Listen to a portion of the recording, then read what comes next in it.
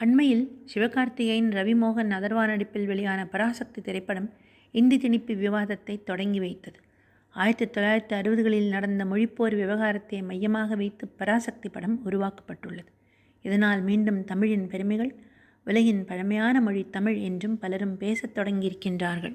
ஆனால் அந்த காலத்து ஹீரோஸ் ஹீரோயின்களிலிருந்து இந்த காலத்து ஹீரோஸ் ஹீரோயின்கள் வரை எல்லோருமே ஹிந்தி பேசுகிறார்கள். ஹிந்தி படங்களில் நடித்தும் இருக்கிறார்கள்.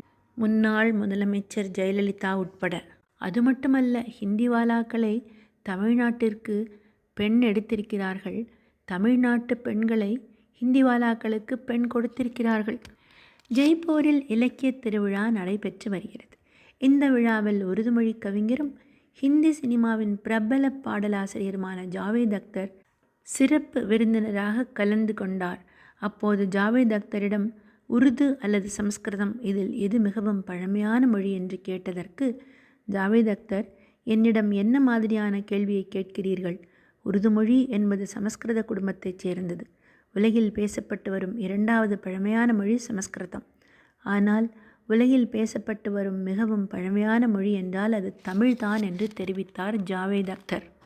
உருது கவிஞரும் ஹிந்தி சினிமாவின் பிரபல பாடலாசிரியருமான ஜாவேத் அக்தரின் தமிழ்மொழி தொடர்பான கருத்திற்கும் பாராட்டுகள் கிடைத்து வருகிறது.